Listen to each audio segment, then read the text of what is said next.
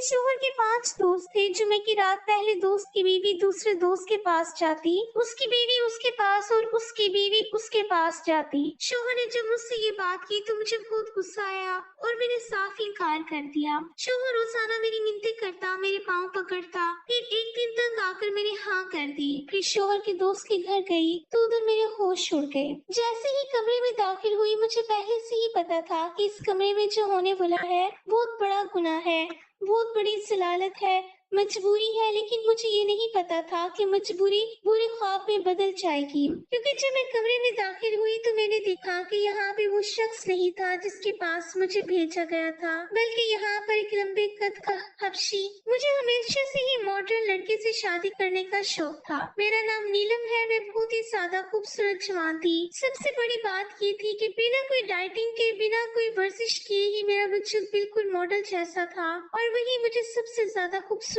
बनाता था। जो भी मुझे देखता कहता था कि आप एक्ट्रेस लगती हैं, आपको तो मॉडल होना चाहिए था। मैं बड़ी खुश होती थी। मेरी शादी एक अमीर बंदे से हो गई जिसका नाम उस्मान था। बड़ी बड़ी पार्टीज में जाना, बिजनेस की बातें करना और पैसों की कोई फिक्र नहीं होती थी। मुझे ये जिंदगी बड़ी पसंद थी। अभी हमारी शादी को ज्यादा वक्त नहीं हुआ था। उसने कहा कि एक बिजनेस पार्टी में चलते हैं, मेरे दोस्त है, मैं तुम्हें उन सबसे मिलवाऊंगा। वहाँ उनकी बीवियां भी आई होंगी, तुम अच्छे से तैयार हो जाना। मैं भी ये सुनकर खुश हुई और अच्छे से तैयार हो गई। वाकई इन सब दोस्तों से मिली, वो सभी बहुत अच्छे थे, लेकिन मुझे कुछ ज्यादा ही गौर से देख रहे थे। उनकी नजरें मेरे लिबास पर, मेरे चेहरे पर रुक जाती थी, जैसे किसी चीज को तोल रहे हों। मेरे शौहर ने कान में आहिस्ता से कहा कि जल रहे हैं तुमसे कि इनकी बीवियां देखो और तुम्हें देखो। बीवियां इनकी भी बुरी नहीं थी, सब मेकअप किए हुए खुश लिबास थी, लेकिन इनमें वो कुदरती बात नहीं थी जो मुझ में थी। थोड़ी देर उनके साथ बैठी तो वो बातें करने लगी कि अपने आप को फिट रखने के लिए हम लोग कितने जतन करते हैं। हमें तो हमारे शौहर हमारी मर्जी का खाना भी नहीं खाने देते। एक ने हंस कर कहा कि हमें हर हफ्ते जिम जाना पड़ता है और न्यूट्रिशन वाली डाइट फॉलो करनी पड़ती है। दूसरा बोली कि अगर हमने तली हुई चीज खा ली तो अगले दिन शोहर की डांट सुननी पड़ती है। मैंने हंसते हुए कहा कि ऐसा क्यों? फिर अमीर होने का क्या फायदा जब बंदा अपनी मर्जी का खाना ही ना खा सके। वो कहने लगी कि तुम नहीं समझोगी, लेकिन कुछ वक्त बाद समझ जाओगी। उनके लहजे में एक ऐसी बात थी जिसे मैं समझ तो गई थी, लेकिन यकीन नहीं किया। फिर पार्टी खत्म होने के करीब थी, सब लोग गाड़ियां निकाल रहे थे। मैं अपने शौहर के साथ बाहर आई तो एक अजीब सा मंजर देखा।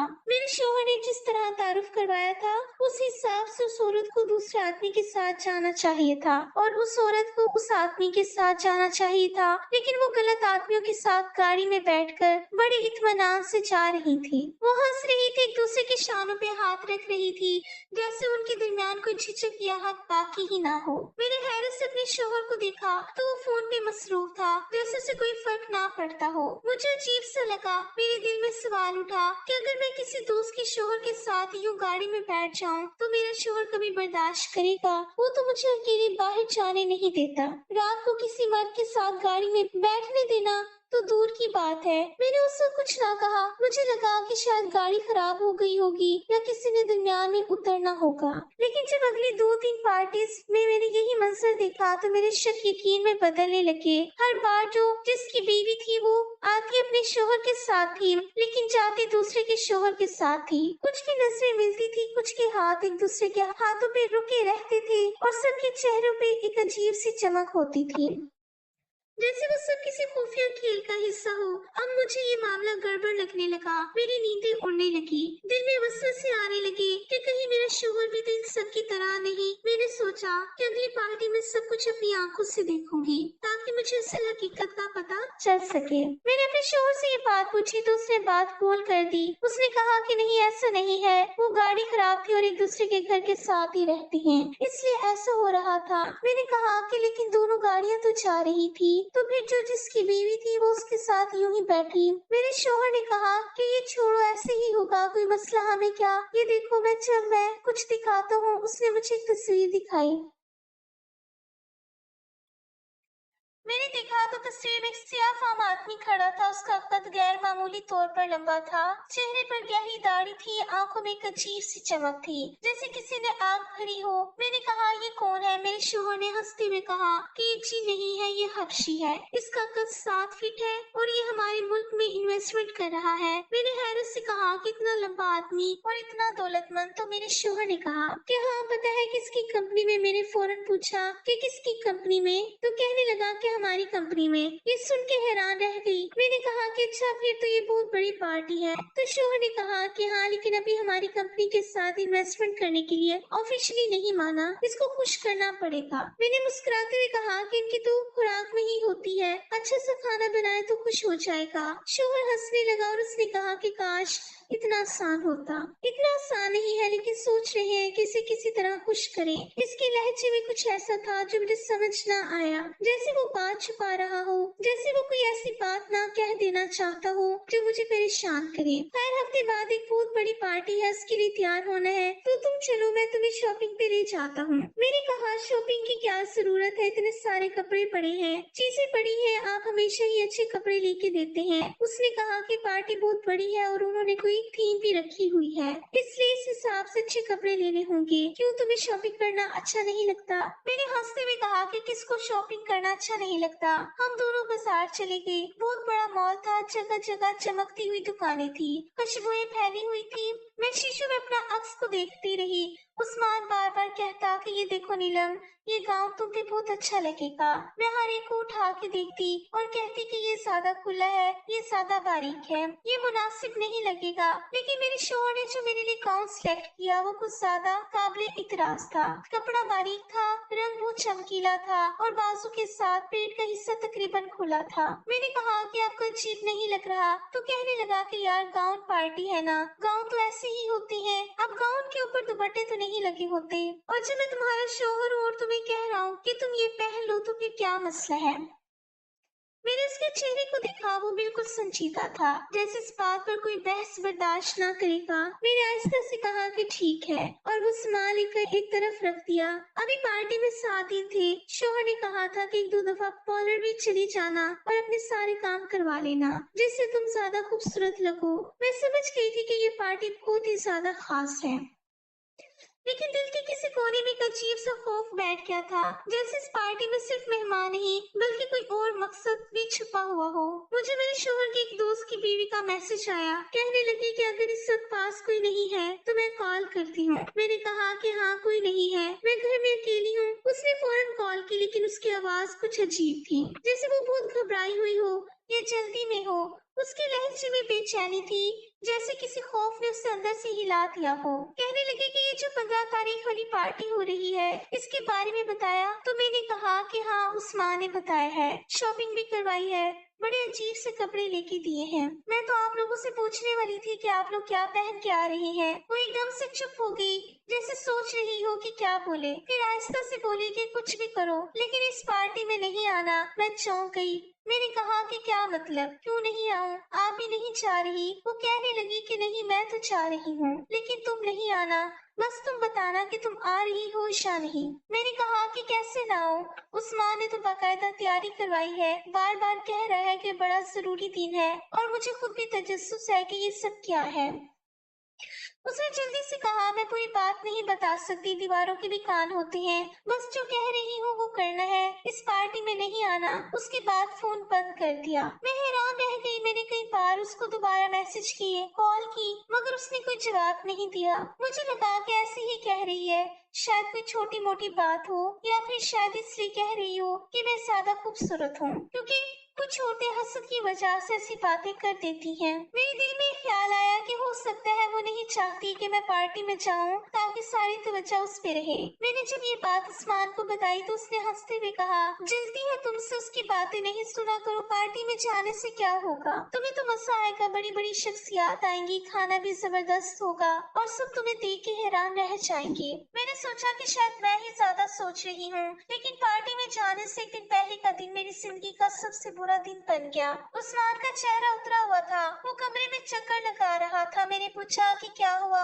तुम इतने परेशान क्यों हो? उसने हाथ के इशारे से कहा कि कुछ नहीं। फिर अचानक बैठ के और बोला कि नीलम, एक बहुत बड़ी मुसीबत में फंस गया हूँ। मेरा एक दोस्त है, तुम जानती हो ना, वो जो पिछली पार्टी में था। उन 5 दोस्तों में से एक मेरी कहा हाँ जानती हूँ। वो कहने लगा कि उससे कर्जा ले बैठा हूँ और अब वो कहता है कि कर्जा वापस करो, नहीं तो घर मुझे दो। मैंने हैरत से पूछा कि आपने कर्जा क्यों लिया था? तो वो बोला कि जरूरत थी यार, कारोबार में कुछ मसला हो गया था। अब वो कहता है कि मेरी बात मानो, नहीं तो घर जाएगा। मैंने कहा कैसी बात मानने को कह रहे हैं? तो वो खामोश हो गया। मैंने बार बार पूछा कि तुम चुप क्यों हो? फिर आहिस्ता से बोला कि वो तुम पर मर मिटा है।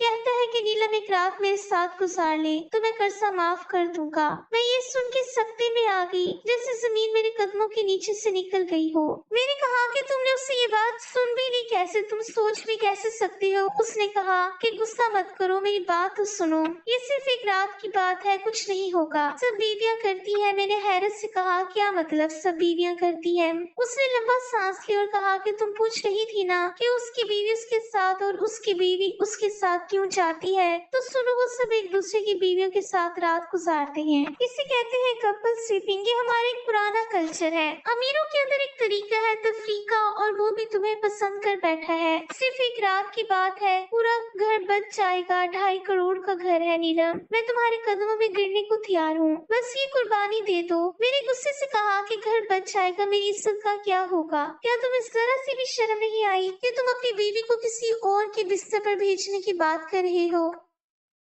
उसने कहा कि तुम बिला वजह जज्बाती हो रही हो, ये नॉर्मल बात है, सब अमीर घराने यही करते हैं। मैंने तड़प कर कहा कि फिर इसका मतलब ये है कि उनकी बीवियां तुम्हारे साथ भी रात गुजार चुकी हैं। उसने नजर झुकाई, फिर आहिस्ता से कहा कि हाँ। मैं हैरान रह गई, मेरा जिस्म कांपने लगा, मेरी आंखों से आंसू निकल आए। मैंने कहा कि मैं कहाँ फंस गई हूँ? ये कैसी जिंदगी है जिसे मैं ख्वाब समझती थी, वो तो असल में दोज़ख निकली। उन लोगों के कपड़े साफ हैं लेकिन उनके दिल काले हैं, उनकी महफिलें रोशन है लेकिन उनके अंदर अंधेरा है। मैंने साफ इनकार कर दिया। मैंने कहा कि चाहे घर चला जाए, मैं अपनी इज्जत नहीं बेचूंगी। वो बार बार समझाता रहा मगर मैं पत्थर की दीवार बन गई। मैंने दिल ही दिल में फैसला कर लिया कि मैं किसी भी कीमत पर इस पार्टी में नहीं जाऊंगी। जैसे जैसे पार्टी का दिन करीब आ रहा था, मेरा शोहर परेशान होता जा रहा था। वो देर रात तक जागता रहता था, बार बार फोन करता, किसी से बात करता, और जब मैं पूछती कि किससे बात कर रहे हो तो कहता कि बिजनेस का मसला है।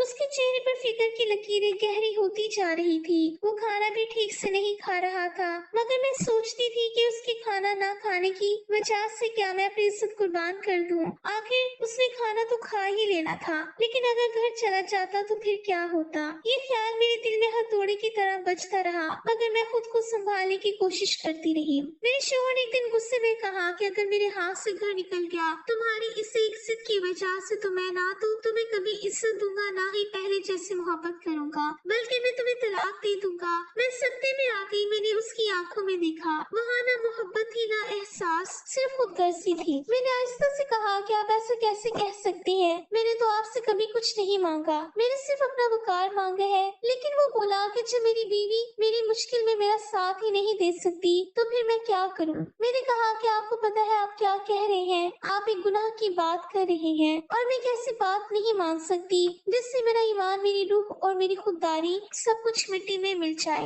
वो आहिस्ता से बोला कि मेरा दोस्त बहुत अच्छा आदमी है और बस आधे घंटे की बात है, तुम्हें कुछ नहीं होगा, सब कुछ ठीक हो जाएगा, घर भी बच जाएगा। मैंने रोते हुए कहा कि आपको शर्म नहीं आती, आप मुझसे कैसी बात कर रहे हैं? तो उसने कहा कि तुम मेरी बीवी हो, मेरी जिंदगी हो, तुम ही तो मेरा सब कुछ हो, अगर तुम ही साथ ना दोगी तो कौन देगा? मैंने कहा कि आपके लिए मैंने सब कुछ छोड़ा, अपने माँ बाप को छोड़ा, अपनी इज्जत को आपके नाम किया, और आज आप मुझसे कह रहे हैं कि किसी और के पास जाऊं। वो बोला कि नीला बस एक बार मेरी बात मान लो, वरना मैं तुम्हें तलाक दे दूंगा और तुम्हें खाली हाथ घर से निकाल दूंगा। मैं खामोश हो गई, मेरे पास भी रास्ता नहीं बचा था। मैंने सोचा कि अगर घर चला गया तो मैं कहाँ जाऊंगी? मेरा तो वैसे भी कोई नहीं था और मैं अपने शोहर से मोहब्बत करती थी। मैं ये सब सुनकर अंदर से टूट चुकी थी, मगर मेरे पास कोई और रास्ता नहीं था। उसने कहा कि ताने नहीं दूंगा क्योंकि अपनी मर्जी से भेज रहा हूँ, तुम्हारे लिए सब आसान हो जाएगा। मैंने आंखें बंद कर ली और दिल ही दिल में रो पड़ी। पार्टी का दिन आया तो उस दिन जैसे सारा शहर जगमगा रहा था। उस माँ ने मुझे खूब तैयार करवाया। 25,000 का तो सिर्फ मेरा मेकअप करवाया गया था। इतनी बड़ी ब्यूटी पार्लर में मैंने कभी कदम नहीं रखा था। 4 लड़कियां मेरे इर्द गिर्द खड़ी थी, बाल सवा रही थी, लिपस्टिक लगा रही थी, पाउडर लगा रही थी और हर थोड़ी देर बाद कहती थी कि आप तो बहुत हसीन हैं, आप तो बिल्कुल फिल्मी हीरोइन लग रही है। मैं मुस्कुरा तो रही थी मगर दिल के अंदर एक तूफान बरपा था। सूट मेरा पहले ही महंगा था, लेकिन मैं सोच रही थी कि ये कपड़े मैं खुशी से पहन रही हूँ या अपनी तबाही के रास्ते पर। जब मैं घर वापस आई तो आईने के सामने खड़ी हुई, खुद को देखा तो खुद से नफरत सी महसूस हुई। मैंने कहा कि आपके दोस्त ने तो मुझे पहले भी देखा हुआ है, फिर इतना तैयार होना जरूरी है? तो कहने लगा कि उसने खुद कहा है कि अच्छे से तैयार करवा के लाना। मैंने चौंक कर कहा तो इसलिए आप शॉपिंग करवा रहे थे, इसलिए ये सब कुछ हो रहा था? तो उसने मेरी आंखों में देखते हुए कहा कि देखो, मुझे मुसीबत में नहीं डालो, मैं कुछ भी बोलूंगा तो मैं बुरा ही लगूंगा। तुम बस आज के दिन के लिए मेरी बात मान लो, बाकी सब मैं संभालूंगा। मैं चुप हो गई, दिल जैसे पत्थर बन गया। वो मेरे पास आकर बोला कि तुम बहुत प्यारी लग रही हो, तुम्हें देख के हर कोई हैरान रह जाएगा। फिर हम लोग पार्टी के लिए निकल गए। रास्ते में म्यूजिक बज रहा था, लेकिन मेरे कानों में कोई आवाज नहीं जा रही थी। मैं खिड़की से बाहर अंधेरी सड़कों को देखती रही। हर मोड़ पे मेरा दिल धड़कता था, जैसे मुझे किसी अंधेरे में धकेलने के लिए गाड़ी दौड़ रही हो। पार्टी वाकई बहुत खूबसूरत थी। बड़ी बड़ी गाड़ियां लगी हुई थी, रंग बिरंग रोशनियों से सारा हाल जगमगा रहा था। हर तरफ खुशबू फैली हुई थी। अमीर लोग मुस्कुरा रहे थे, गले मिल रहे थे और मैं एक ऐसी दुनिया में दाखिल हो चुकी थी जहां सबके चेहरे रोशन थे मगर दिल मुर्दा थे। कुछ देर बाद उस्मान के दोस्त ने हमें आकर सलाम किया। उसने मुस्कुराकर मेरी तरफ देखा और बोला, क्या बहुत हसीन लग रही है। उस्मान ने कहा, मैंने कहा था ना तुम्हें नीलम बहुत मेरे लिए। उसने आहिस्ता से कहा, मेरा कमरा ऊपर है। मैंने चौंक कर उस्मान की तरफ देखा। उसने नजरें चुराई और बोला कि वो यहीं पर है, बस तुम अंदर चली जाओ। मैंने कहा कि आप किस किस्म की इंसान है। मैं रोने लगी तो वो बोला कि अरे रो क्यों रही हो, मेकअप खराब हो जाएगा। 25,000 का मेकअप है। मैंने उसकी तरफ देखा तो लगा जैसे मैं किसी अनजाने इंसान के साथ खड़ी हूँ। वो मेरा शौहर नहीं, कोई और था। मैं समझ गई थी कि मेरे लिए एक तरफ कुआं और एक तरफ खाई है। उस आदमी ने मेरी बात नहीं मानी। उसको एहसास भी नहीं होना। उसको एहसास होता तो ये एक हफ्ते से मुझे किसी गैर आदमी के पास भेजने के लिए तैयारियां ना करवा रहा होता। मैंने सोचा कि बस जिस तरह ये सब शुरू होगा उसी तरह खत्म भी हो जाएगा। एक दफा शुरू हो जाएगा तो खत्म हो जाएगा। चली जाती हूँ और उसको अपनी जिंदगी का बुरा ख्वाब समझ के भूल जाती हूँ। मुझे कमरे में भेजकर मेरे शौहर ने शायद बाहर से लॉक भी लगा दिया था। मैंने दरवाजा बंद होने की आवाज सुनी तो एक लम्हे को चौंक गई। दिल जैसे किसी अंदेशे से धड़क उठा। मैंने इर्द गिर्द देखा, कमरा बहुत सजा हुआ था। पर्दे महंगे, कालीन नया और फिजा में एक अजीब सा बोझलपन था, जैसे हवा भी रुक गई हो। मैं चंद कदम आगे बढ़ी तो सामने का मंजर देखकर मेरे पैरों तले से जमीन निकल गई। वहां मेरे शौहर का दोस्त नहीं बल्कि वही हबशी बाज खड़ा था, जो पिछले दिनों पार्टी में मुझे नजीब नजरों से देखता था। उसके चेहरे पर एक ऐसी शैतानी मुस्कुराहट थी जिसने मेरी रूह तक हिला दी। उसकी आंखों में भूख की नजर थी, जैसे वो मेरे अंदर तक झांक रहा हो। मैं पीछे हटी, दरवाजे की तरफ दौड़ी। दरवाजा जोर से खटखटाया, जोर जोर से चीखी कि मुझे बाहर जाना है। दरवाजा खोलो, लेकिन बाहर से कोई जवाब नहीं आया। मैंने दोबारा दरवाजे पर जोर मारा, लेकिन वो बंद था। मुझे एहसास हुआ कि मेरा शौहर खुद दरवाजे के बाहर खड़ा है और जानबूझकर लॉक लगा दिया है। मैंने रोते हुए कहा, दरवाजा खोलो, ये सब क्या है? लेकिन कोई जवाब नहीं आया। मैंने उस लम्हे अपने वजूद को टूटता हुआ महसूस किया। मुझे अपनी उस दोस्त की बीवी की बात याद आई, जो पार्टी से पहले कह रही थी कि कुछ भी हो इस पार्टी में नहीं जाना। उस वक्त मैंने उसकी बात को मजाक समझा था, लेकिन अब समझ आई कि वो मुझे खबरदार कर रही थी। वो सब कुछ जानती थी कि मेरा शौहर और उसके दोस्त क्या खेल खेले जा रहे हैं। मेरी दीवार के साथ टेक लगा ली। मेरा जिस्म कांप रहा था, दिल धड़कने लगा। जैसे अभी बंद हो जाएगा। हबशी बाज आहिस्ता आहिस्ता मेरी तरफ बढ़ने लगा। उसके कदमों की आवाज मेरे कानों में गूंजने लगी। मैं पीछे हटती गई और फिर सब कुछ धुंधला गया। मैंने चीखने की कोशिश की मगर आवाज गले में अटक गई। मेरी आंखों के सामने अंधेरा छा गया। जब आंख खुली तो मैं अस्पताल के बिस्तर पर थी। रोशनी आंखों में चुभ रही थी। जिस्म पर पट्टियों के नीचे दर्द की एक लहर थी। मैंने इर्द गिर्द देखा तो मेरा शौहर बैठा था। उसके चेहरे पर मसनूई नरमी थी। वो मुस्कुराकर बोला, सब ठीक हो गया। उसने तुम्हें 25 लाख रुपए इनाम में दिए हैं और हमारी कंपनी में 250 करोड़ की इन्वेस्टमेंट करने के लिए मान किया है। अब सब कुछ बेहतर हो जाएगा। मैंने आंखें बंद कर ली। मैंने कुछ नहीं कहा क्योंकि मैं जान चुकी थी अब कुछ भी ठीक नहीं हो सकता। डॉक्टर कह रहा था कि 1 हफ्ते में ठीक हो जाऊंगी, लेकिन मुझे मालूम था कि मैं कभी ठीक नहीं हो सकूंगी। जिस्म पर लगे जख्म शायद भर जाए, मगर जो जख्म रूह पर लगे थे वो कभी नहीं भरेंगे। मैं अस्पताल के बेड पर लेटी रही। शौहर मेरा बहुत ख्याल कर रहा था। फूल लाता था, दवाइयां वक्त पर देता था, लेकिन मैं अंदर से खाली हो चुकी थी। मेरे दिल में अब उसके लिए कोई एहसास नहीं था, सिर्फ नफरत थी। और एक फैसला, जब मैं ठीक हुई तो मैंने तलाक लेने का नहीं बल्कि खुद को उससे अलग करने का फैसला किया। जब उसको मालूम हुआ तो वो रो पड़ा। वो मेरे कदमों में बैठ गया, कहने लगा, मुझे छोड़कर मत जाओ, मैंने गलती की, मैं पागल हो गया था। मैंने उसे देखा और कहा कि तुमने सिर्फ मेरा जिस्म नहीं बेचा, मेरी रूह भी मार दी है। अब कुछ बाकी नहीं रहा। मैं वहां से चली गई। मेरे पास कुछ पैसे थे। मैंने एक होटल में कमरा ले लिया और वहीं रहने लगी। वो बार बार फोन करता था, रोता था कि वापस आ जाओ, लेकिन मैंने सोच लिया था कि मैं उसको छोड़ दूंगी और अपनी बाकी की जिंदगी उसके साय से भी दूर गुजारूंगी। मेरे साथ कितना बुरा हुआ था, इतना बुरा कि शायद मुझे उसके बाद ये सोचना भी नहीं चाहिए था कि मुझे अपने शौहर के साथ रहना है। लेकिन अभी तक मैं ये फैसला नहीं कर पाई थी। अभी तक मैं उसे ये नहीं कह पाई थी कि मुझे तलाक दे दो, क्योंकि ये कोई फिल्म नहीं थी, ना कोई ड्रामा, ना कोई कहानी, बल्कि मेरी अपनी जिंदगी थी। और जिंदगी में ऐसा नहीं होता कि जल्दी जल्दी रिश्ते खत्म हो जाए।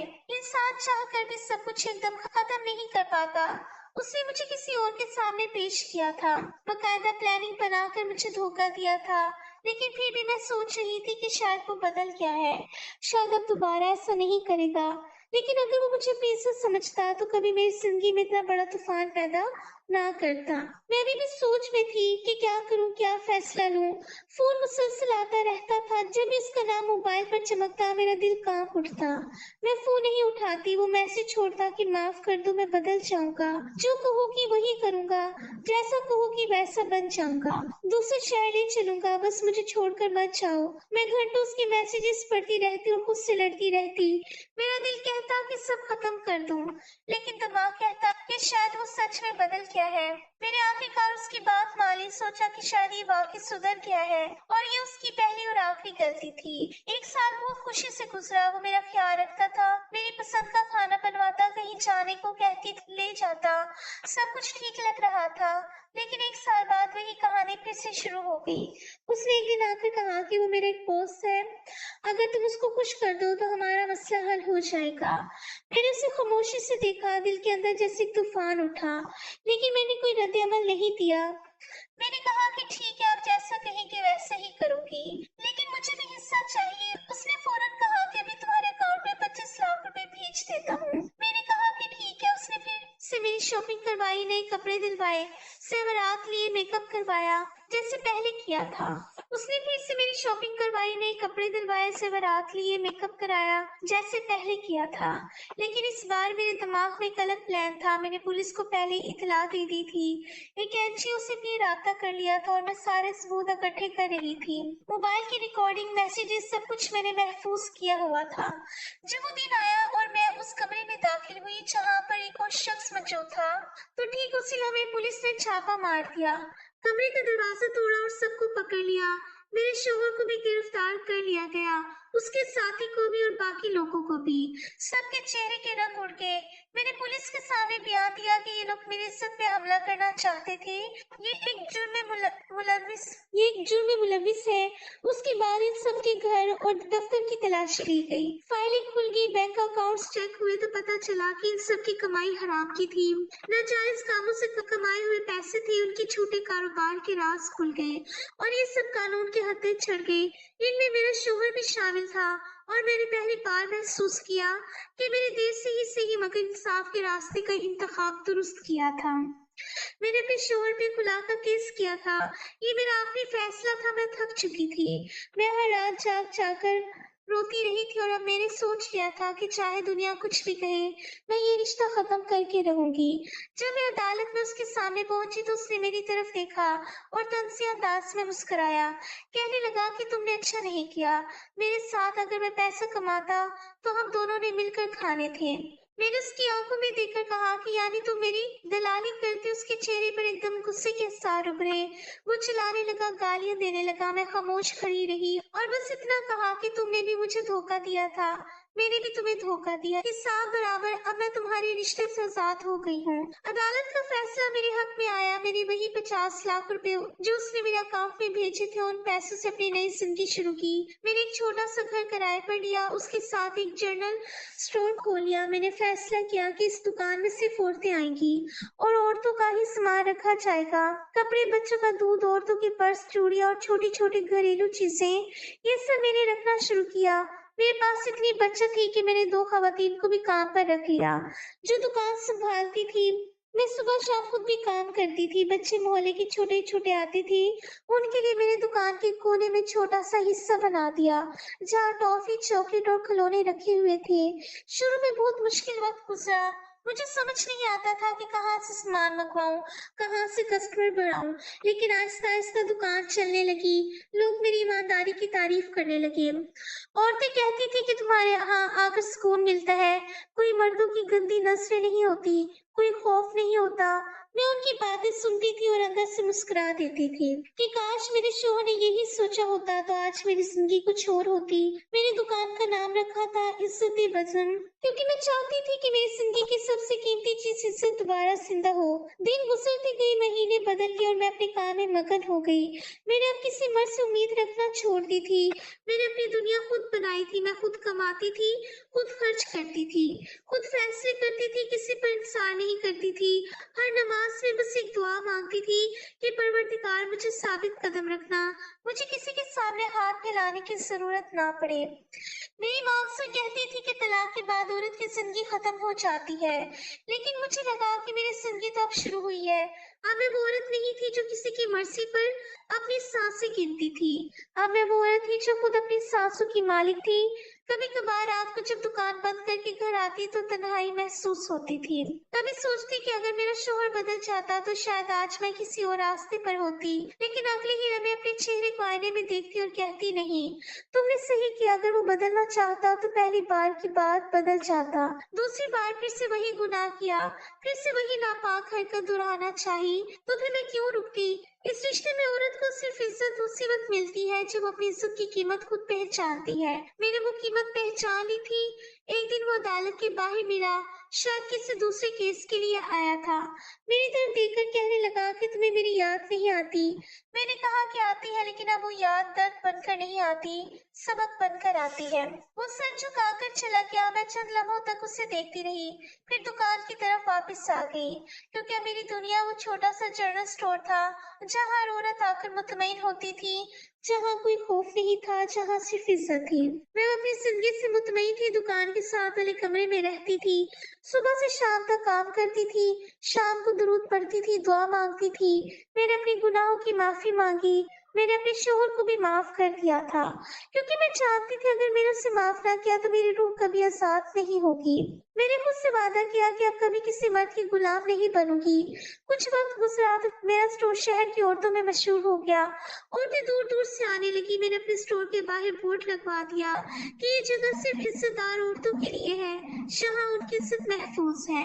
मैंने 2 लड़कियों को काम सिखाया और उन्हें अपने स्टोर चलाने के लिए अलग शाख खोलने का कहा।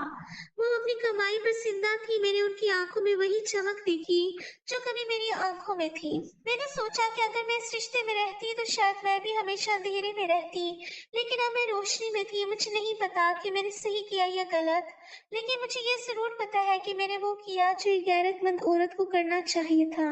लोग कहते हैं कि शोहर को छोड़ देने में जल्दी नहीं करनी चाहिए, मैंने भी जल्दी नहीं की थी। मैंने बर्दाश्त किया था, सब्र किया था, मौका दिया था, लेकिन जब उसने दोबारा वही गुनाह किया तो मैं अपनी आखिरी ताकत जमा करके इस रिश्ते से निकलने का फैसला किया। और अब जब मैं आईने में खुद को देखती हूँ तो मुझे शर्मिंदगी नहीं बल्कि फख्र होता है कि मैंने अपनी इज्जत की हिफाजत की। अब मैं सिर्फ अपने लिए जीती हूँ, अपनी सांसों के लिए जीती हूँ और अपने इरादों के लिए जीती हूँ। और अगर कोई मुझसे पूछे कि मैंने सही किया या गलत, तो मैं बस इतना कहूंगी कि मैंने अपने दिल की सुनी और दिल ने कहा कि इज्जत सबसे पहले है, बाकी सब बाद में।